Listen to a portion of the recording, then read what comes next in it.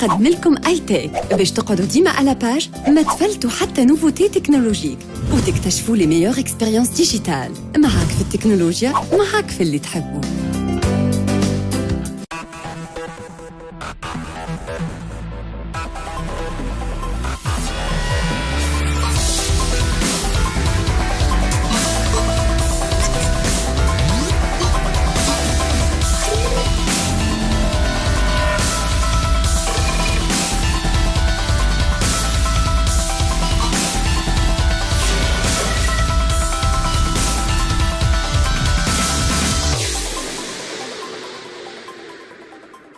اهلا وسهلا بكم على قناه الحوار التونسي في رونديفو جديد مع اي تيك. في الوقت هذا اللي بدينا فيه ليميسيون تاعنا ما فماش برشا من اللي بدا الموعد في نيويورك مع الامباكت الاولانيه بالنسبه لسامسونج في 2017. نحكي على الكونفرنس المخصصه للكلام على الجالكسي اس 8 لو جالكسي اس 8 بلس. على كل نرجعوا نحكيوا على الايفينمون هذايا ان شاء الله نهار السبت مع اكثر التفاصيل.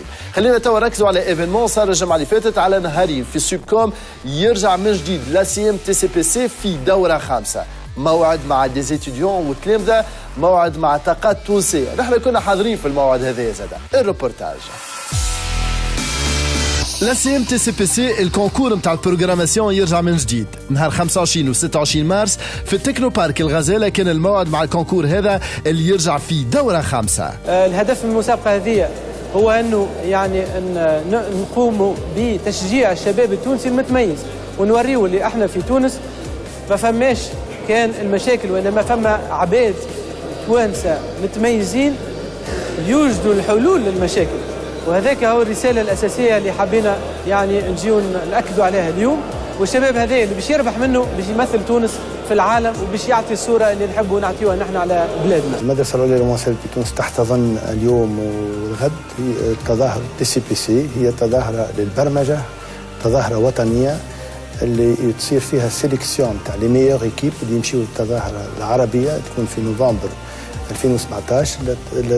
بعدين لي ميور يمشيو للتظاهره العالميه اللي هي في 2018.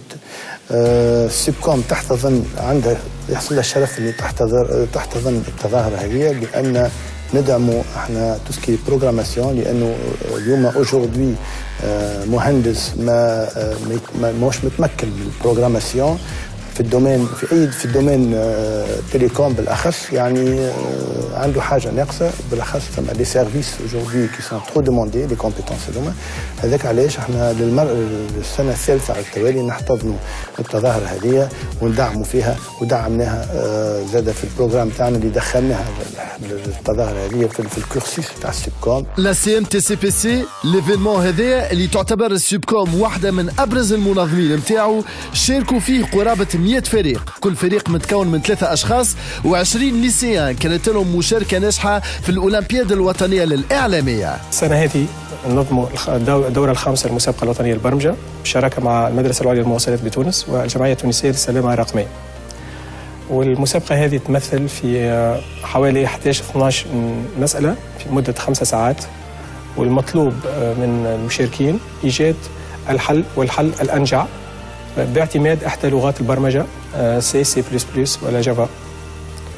وترتيب الفرق يعتمد على عدد المسائل اللي تم حلها، وفي صورة ما إذا أنه الزوز فرق حلوا نفس المسائل نشوفوا الوقت اللي تم اعتماده للوجود والتحصل على النتيجة. ليفينمون مثل فرصة زاد الأورانج تونس باش تحكي مع المشاركين. أورانج في إطار دعمها للطاقات الشابة في مجال الإعلامية حضرت في ليفينمون هذايا، شجعت لي ديفلوبور وحطت على ذمة المشاركين اون ايكيب من أورانج ديفلوبر سنتر باش يتحدثوا معاهم ويوجهوهم ويزيدوا يعطيهم فكر على البروغرام إنوفاسيون تاع أورانج تونس لدعم المطورين الشبان. تي سي بي سي 2017 وفاء وعطانا مجموعة من الفايزين اللي باش يحضروا في القاهرة بعد الصيف في إطار الفينال أراب، في انتظار زادة المرحلة الأهم وهي الترشح للنهائي العالمي في 2018. وتوا نعمل وقفة مع تيك نيوز، شنو فما في أخبار التكنولوجيا في تونس والعالم. تابعوا معنا الحوصلة. جولتنا اليوم في تيك نيوز نبداوها من تي سي بي سي 2017 ليفينمون اللي حكينا عليه بكري. المره هذه باش نرجعوا باكثر التفاصيل مع تصريحات وزير تكنولوجيا الاتصال والاقتصاد الرقمي انور معروف اللي قام بجوله اوروبيه الجمعه اللي فاتت كانت بين المانيا وفرنسا. كان فيها زياره للسبيت وين تونس شاركت الجمعه اللي فاتت، لكن زاد كان فما مفاوضات مع باي بال ولقاء مع مسؤولين من باي بال، وزاد كلام على استثمارات من شركات تكنولوجيا كبيره يمكن ياسر باش تطلق الانشطه نتاعها في تونس. في المانيا مشينا للسيبيت، السيبيت اللي هو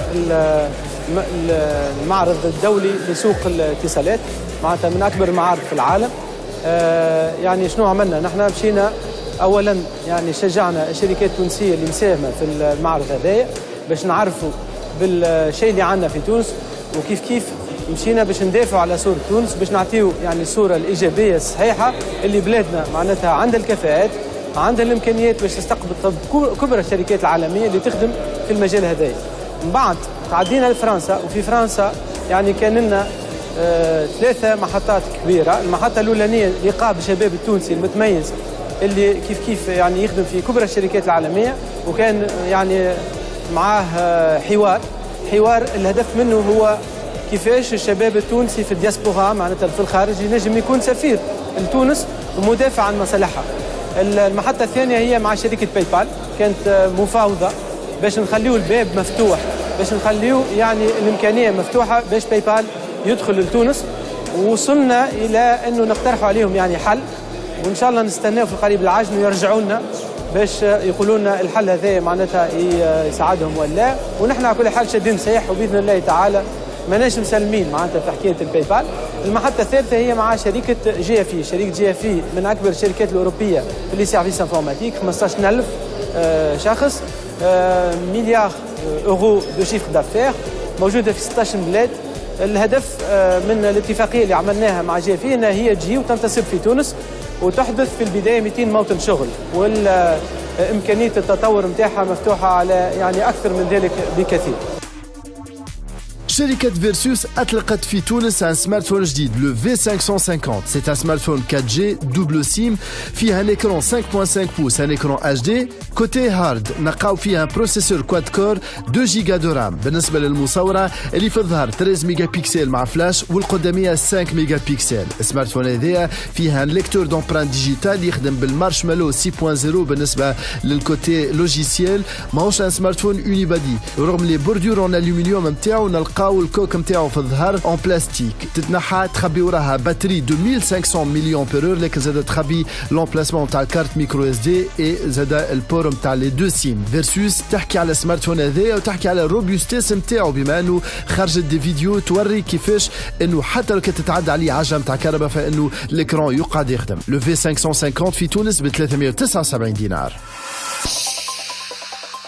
ميزاجور جديدة بالنسبة للفيسبوك، ومرة أخرى فيسبوك ينقل حاجات موجودة في سناب شات. بعد ما خدم على أنه انستغرام ياخذ أهم ما فما في سناب شات ويخدم بيهم كيما ستوريز، المرة هذية فيسبوك على الابليكاسيون تاعو يلانسي اليوم لي ستوريز، نفس الكونسيبت متاع سناب شات، يعني دي ستوريز يقعدوا 24 ساعة أو دي فلتر متاع تصاور وإلا دي فيديو تنجم تعملوا لهم البوبليكاسيون. فيسبوك كيف قلت قاعد ينقل أكثر وأكثر في لي فونكسيوناليتي اللي تعرف بهم سناب شات في محاولة للمحافظة على لي جون فيسبوكر. الميزاجور هذه ساهمت زادة في الضرر بالنسبة لسناب شات، بما أنه اليوم تراجعت الأسهم متاع سناب شات في البورصة بنسبة 7%. للي مازال ما في بالوش فانه ابل اطلقت مجموعه من لي ميزاجور بالنسبه للي برودوي نتاعها. نبداو بالاي او اس الفيرسيون 10.3 وهي اخر فيرسيون بالنسبه للاي او اس 10 يتم اللونسمون نتاعها، تم اطلاقها رسميا. اون فيرسيون تخص الايفون، تخص الايباد والايبود تاتش. بالنسبه للفيرسيون هذه تعطيك الفرصه انك تعمل اللوكاليزاسيون نتاع الايربودز نتاعك، فيها تحسين للسيري، لكن زاد فيها اون ميغراسيون الفيشي سيستيم جديد بالنسبه لشركه ابل. ردوا بالكم قبل ما تعملوا الميزاجور بالنسبه للاي او اس 10.3 اعملوا السوف جارد، على خاطر فما برشا اخبار على انه ناس فقدت بعض لي فيشي نتاعها وبعض لي دوني نتاعها بعد ما صارت الميزاجور. بالنسبه للميزاجور الثانيه تخص المستعملين نتاع الابل واتش والواتش او اس 3.2. الميزاجور هذه تجيب برشا حاجات جديده كيما فيتر مود بالنسبه للمونجيلا الذكيه نتاع ابل. حاجه اخرى زاده صارت لها الميزاجور هي الماك او اس 10.12.4. خرجت الميزاجور رسميا، الميزاجور تجيب النايت شيفت وتجيب زاده تحسينات السيري بالنسبه للماك، لكن زاده خرجت الميزاجور تخص الابل تي في، بما انه تي في او اس 10.2 تم الاطلاق نتاعها رسميا وتجيب برشا تحسينات بالنسبه للخدمه بالنسبه للابل تي في. شكرا لكم على حسن المتابعة. اي تيك ترجعكم ان شاء الله نهار السبت مع اخبار تكنولوجية جديدة كالعادة تلقاو على قناة الحوار التونسي. خليكم مع دقيقة اورانج. تحية محمد علي السويسي في الامان.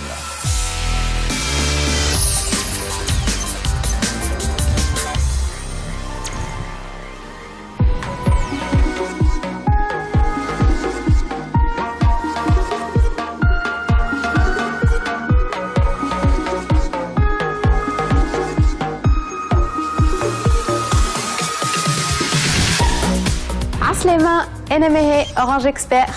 للمغرمي باللي سيلفي من توا تنجموا تعملوا تصاور حلوين برشا في النهار وحتى في الليل زادا بالتليفون الجديد متاع لا سمارت فاميلي d'Orange Tunisie, l'Orange Techno N9. Équipé d'une caméra frontale avec LED flash, السمارت فون هذا يمكنك باش تصور أحسن الأوقات بين عائلتك ولا أصحابك، مع العلم اللي الكاليتي ديما واضحة وباهية حتى كي تبدا لومينيزيتي ضعيفة.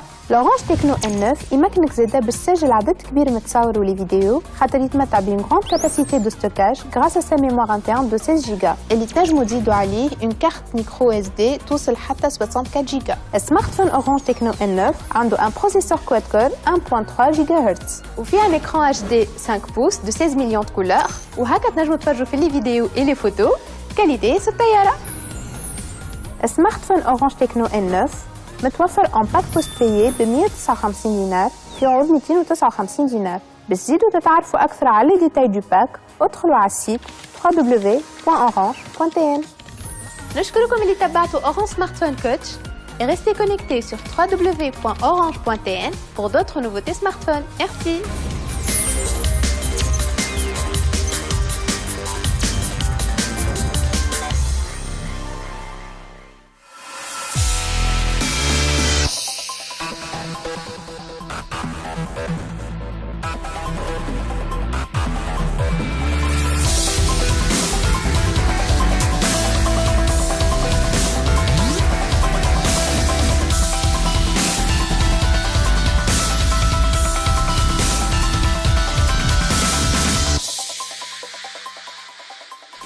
أورانج تقدم لكم اي تيك باش تقعدوا ديما على باج ما تفلتوا حتى نوفوتي تكنولوجيك وتكتشفوا لي ميور اكسبيريونس ديجيتال. معاك في التكنولوجيا، معاك في اللي تحبوا.